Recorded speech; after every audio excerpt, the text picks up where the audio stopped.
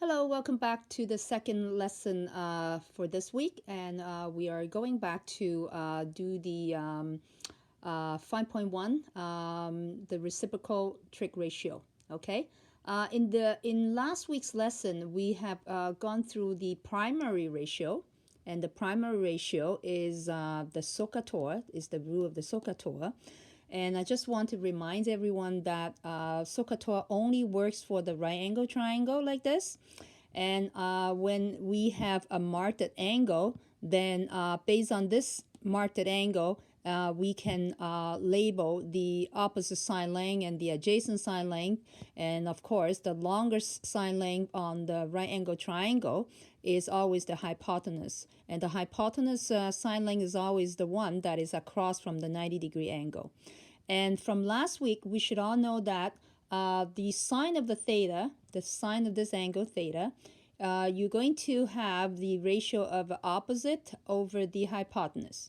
Okay, so this is where the first three letters of the SOHCAHTOA is referring to. And the cosine of the angle theta is equal to the adjacent side length over the hypotenuse side length. So I have A over H here. Okay, so this is the second part of the SOHCAHTOA. And lastly, the tangent theta is equal to the opposite over the adjacent. So that's how we have O over A. Okay, so that is the primary trig ratio. And this week, we're going to talk about the reciprocal, which is the secondary trig ratio. Okay, and the reciprocal of each of the primary, you will see that is now become cosecant. So CSC for cosecant is the reciprocal of the sine. So cosecant theta basically is exactly equal to 1 divided by the sine theta. And the second one is called the secant. Secant theta, SEC, is the reciprocal of 1 over cosine. Okay, so secant theta is the reciprocal of the cosine. And lastly, the cotangent. Cotangent, COT, of the angle theta is the reciprocal of the tangent. So that will becomes 1 over tangent theta. Okay, so that also means that when it comes to the ratio, okay, and because on the primary we have a sine that's equal to O over H. Now when you have when you take that sine theta and you take 1 divided by that, so cosecant theta really is the same as when you reverse. So when you take the hypotenuse over the opposite. Okay, so that will be the cosecant theta. And now for the secant theta, since this is the reciprocal of the cos, and the cos, we have A over H. So that means secant theta, in fact, is going to be equal to a hypotenuse over the adjacent side length. So we just flip the fractions, right? And same thing for the cotangents. Cotangent is the reciprocal of the tangent. So tangent, we have the opposite over the adjacent. So now when you take 1 divided by that, so that fraction will get flipped. So now you should have adjacent over the opposite. Okay, so that basically will give you the ratio of each of the reciprocal trig ratio. And so I can show you some of the example here. If you can follow me along by looking at your worksheets. And the worksheets with the example number 1, we want you to determine the 6th trig ratio based on the diagram that is given. So I have a right angle triangles there. And with the sine length XCM and 11 cm, but because I marked my angles theta is over there, so that means this XCM will be the opposite. It's going to be equal to the opposite side length, okay? And the 11 is going to be the adjacent side length. And then obviously the longer side length, that is always our hypotenuse, okay? And also this is also right across from the 90 degrees angles anyway, so we know that. So to do the 6th trig ratio, so that would include the 3 primary and then the 3 reciprocal. Okay, so let's quickly do the primary first. So the sine of an angle theta, then that means we need to take the opposite divided by the hypotenuse. But because the hypotenuse wasn't given to us in this example, so that means we need to calculate that first. And because we only have the 2 sine length that's given, so that means we have to calculate our hypotenuse length by using the Pythagorean theorem, a squared plus b squared equal to c squared. Okay, and the reason why we cannot use the trig ratio to figure out the sine length is because usually we only use the trig ratio when one angle and one sine length is given. But in this case, we have no information about the angle except for the 90 degree here. So that's why we must use the Pythagorean theorem to work out the hypotenuse sine length. So this hypotenuse sine length, which is the c, should equal to the square root of x squared plus the 11 squared. Okay, and that should give us the answer. If you can quickly work this out, this is going to give you approximately 13.6. Okay, so over here, when we are trying to get the sine of this angle theta, then the opposite sine length is 8. So I'm going to have the opposite over the hypotenuse, which is now I know, after my calculations, I know that this is going to be equal to 13.6. Okay, and for the cosine, and I'm going to take the adjacent sine length 11 over the hypotenuse, so which is a 13.6. And tangents, and the tangents of this angle theta is going to be opposite 8 over the 11. Okay, then we're done with the primary trig ratio. But when it comes to the reciprocal of each one, so the cosecant theta, which is the reciprocal of the sine, then all you have to do is to flip everything over. So you take the hypotenuse over the opposite, okay? And then for the secant theta, which is the reciprocal of the cosine, then you just take the hypotenuse over the adjacent, okay?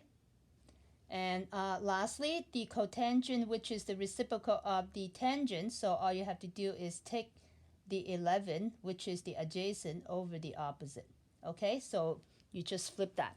So that is example number 1. And if we look at example number 2, you need to state the corresponding reciprocal ratio for each of the following. So you are given 3 questions with the primary ratio. So the first one is a sine theta equal to 1/2. Okay? So this is the ratio of the sine length. Now, the reciprocal of the sine is going to be equal to the cosecant. Okay?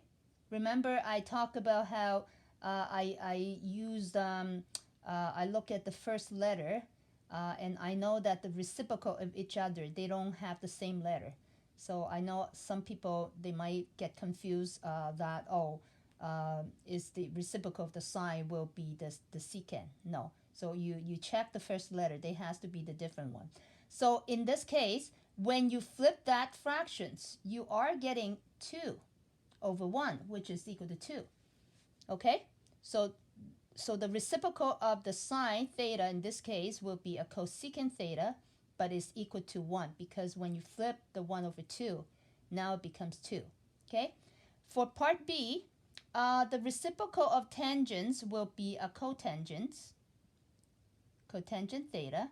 And again, and all I have to do is to flip the fractions that I have here. So instead of a 3 over 8, now cotangent theta should be 8 over 3. Okay? And lastly, cosine theta equal to 2 over 5. The reciprocal of a cosine is the secant. Okay? Secant theta. And again, I'm checking the first letter and they're not the same, so that means they are the reciprocal of each other. And again, all I need to do is to flip the fractions, the 2 over 5 into a 5 over 2. Okay, so in case if you're getting something that is in decimal, okay, then all you have to do is take 1 divided by that decimal. But if the ratio of the form is given to you in a fraction form, then all you have to do is just to flip it over. Now, example 3.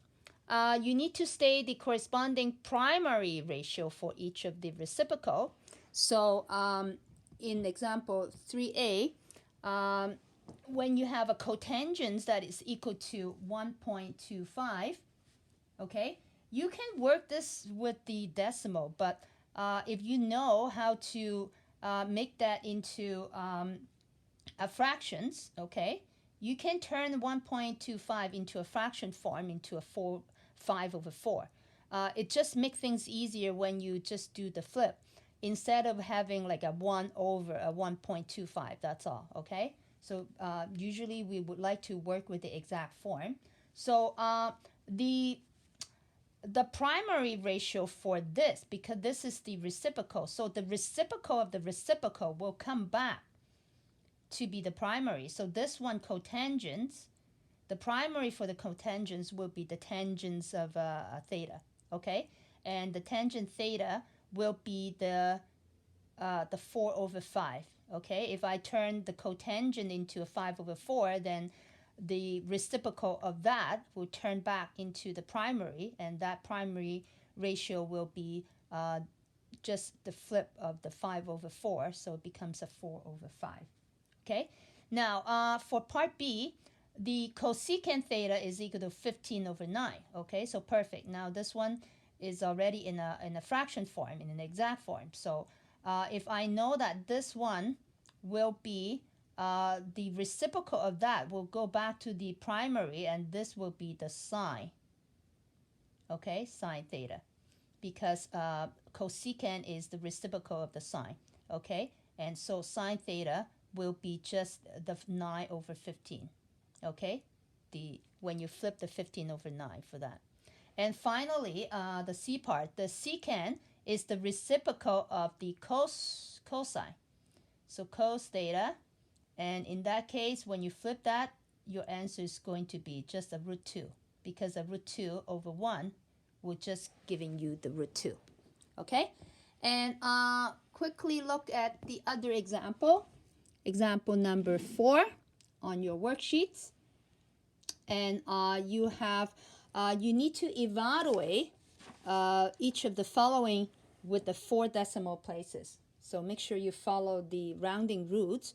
And if you quickly use your calculator, and you know that when you hit sine 52, and always make sure that you're on the degree mode, you will be getting 0.7880.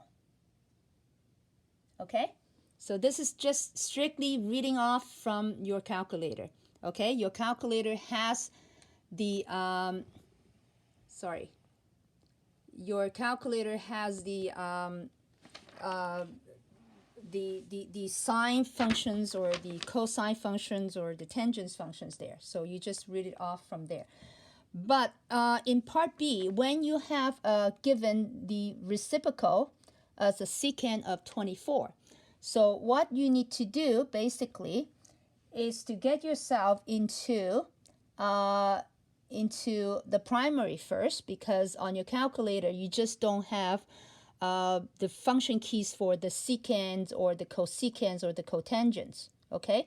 So that's why you need to make sure that you have this turn into a 1 over a cos 24.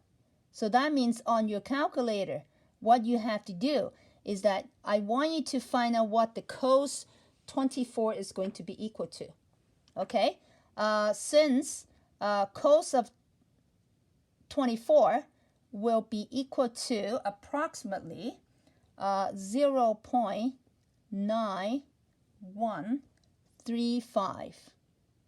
Okay, it will be a long decimal there. Okay, so don't round it there. But if you take the 1 divided by the cos of 24, you will be getting this answer here as a 1.0946. Okay, you only round it at the end.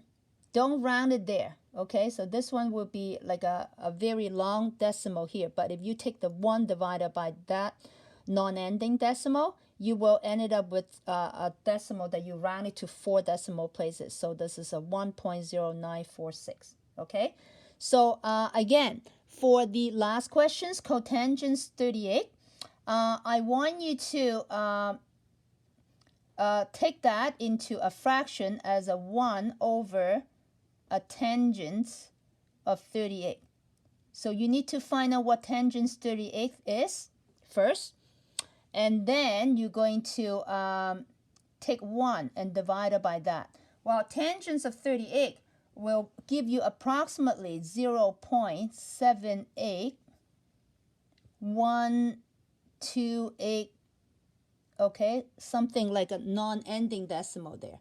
But once you take 1 divided by that, you're going to get, and you round it to 4 decimal places as into 1.2799. Okay, so that will be your final answer here. Okay, well, because your calculator, you cannot find the key for the reciprocal, the secant, the cosecant, or the cotangent.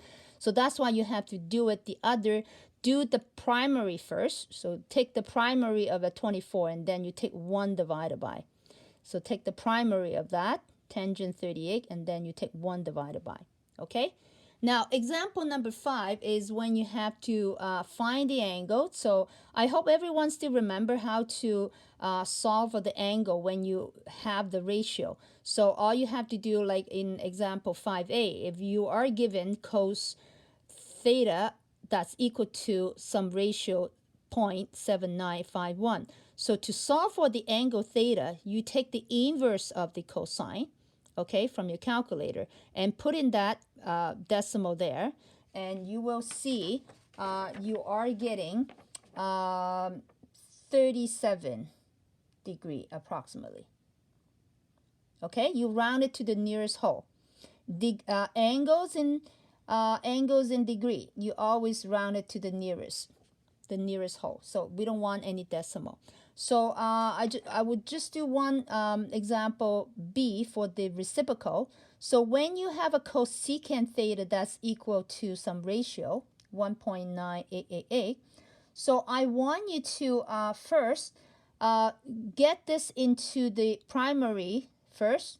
So the primary of the cosecant is a sine. Okay, so if I'm looking into the sine of that theta, that means this ratio will becomes 1 over 1.9888.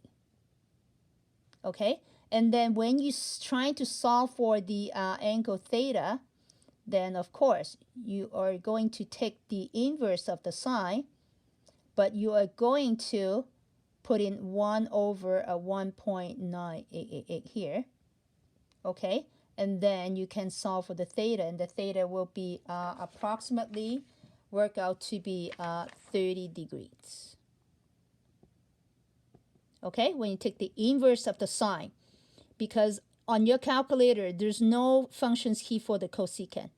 So when you do it with the sine, but you have to make sure you take the ratio as the 1 divided by that number.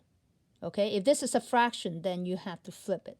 Okay, so that is example number 5. And finally, I want you to look at example number 6. You need to find the missing angles and using the reciprocal ratio. So given the diagram here, the right angle triangle with the length 5 cm over here and 12 cm down here.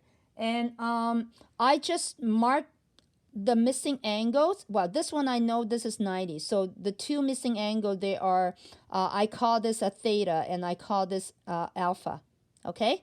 and knowing that this is my hypotenuse sine length over there. So for part A, if I want to use or if I want to solve for angle theta, but I have to use the cotangent, so that means I have to do the other way around, which is the adjacent sine length over the opposite, okay? Because if you remember, the tangents of the theta is equal to the opposite 5 over the 12 here, right?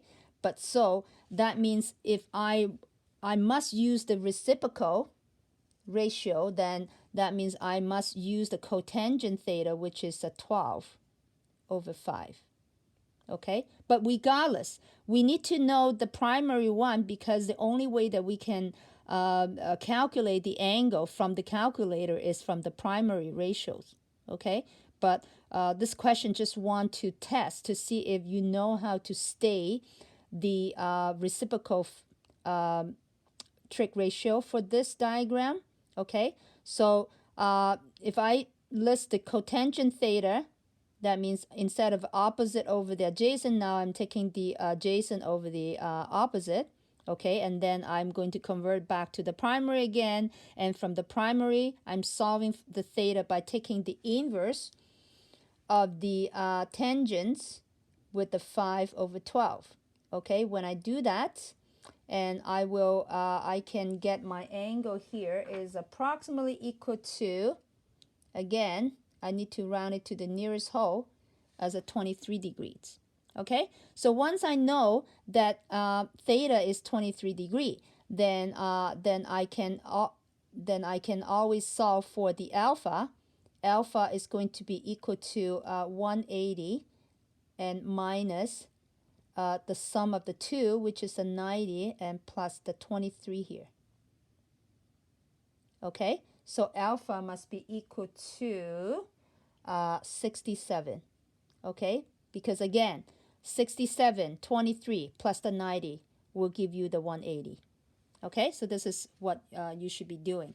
And for part B, and again, make sure that you can identify your opposite or adjacent or the hypotenuse sine length. And I always mark my hypotenuse sine length right away from the length that is right across from the 90-degree angles. Okay, so this diagram, I have the hypotenuse sine length and plus one other length. So it depends on which angle that you're trying to calculate first. So if I mark this angle as my theta and this angle as my alpha, then I can certainly start by using a cosecant theta, okay, because a cosecant of this angle means is I take the hypotenuse, so it's 2.7 over the opposite, so the opposite is 1.4.